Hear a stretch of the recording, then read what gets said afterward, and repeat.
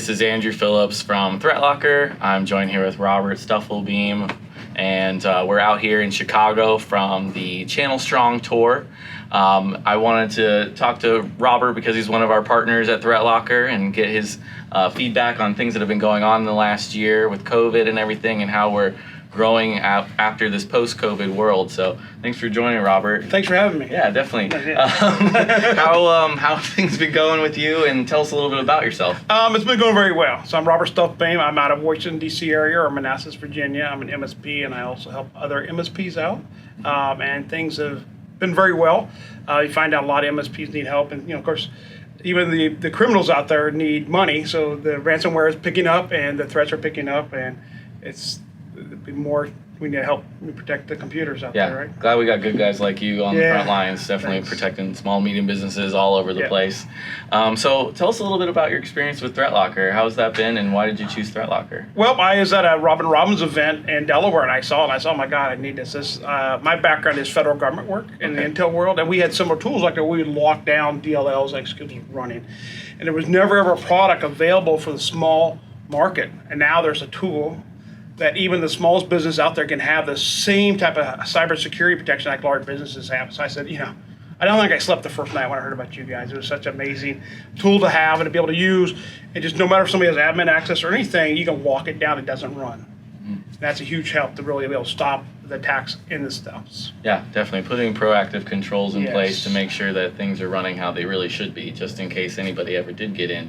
Now we have that protection in place. Exactly, So, was it easy or hard to get started with ThreatLocker? It was very easy. Collins, which was my rep that was assigned to me, walked me through it. Collins walked me through it. We had several meetings, like almost every couple of days, going through, and you do the learning mode, you see what's running, and he'll set down the ring fencing, and you ask questions, and he just helps lock it down, explain things to you. And it's in learning mode anyway for a while. Yeah. And they just, and you lock it down, and you just wait, and then if somebody does something or something runs, you get a pop-up and you go in and approve it, you put it in a list, or if you have problems, cyber heroes are right there.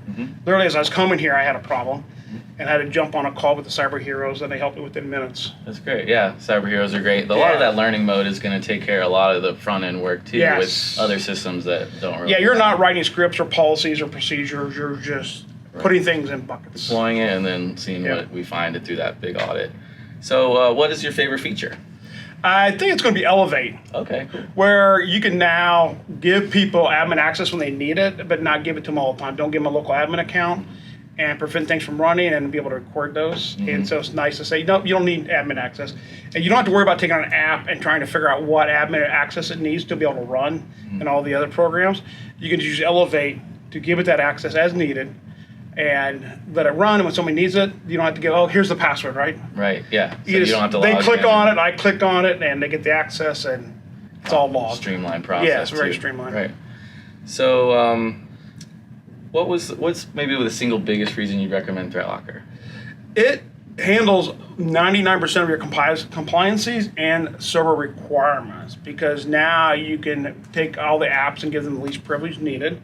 You can audit that stuff, and you can ring fence it. So now you can take your apps and say, you can only talk to these websites. You can only talk to these websites. So you can do that blacklisting or denied and allow as needed.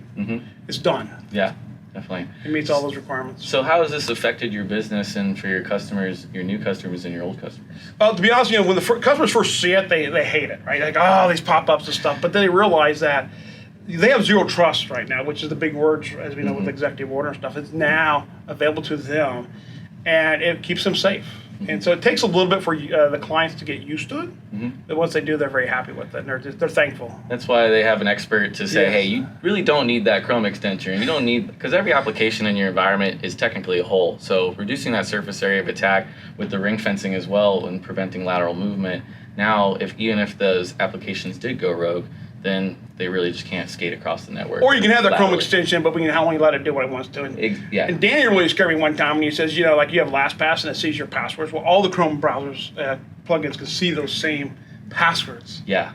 That was an eye-opener for me. That's a feature that any Chrome extension technically could have in the back end. And Google gets rid of, hundreds of Chrome extensions on a monthly basis with malicious intent.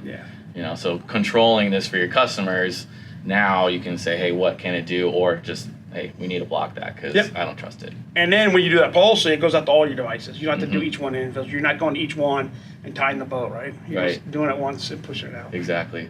Well, Robert, I really appreciate your time, and thanks. It was great meeting you again. Yes, thank you. Thank you for your event. Yeah, definitely. So, Channel Strong Tour Chicago. Thanks, Chicago. guys.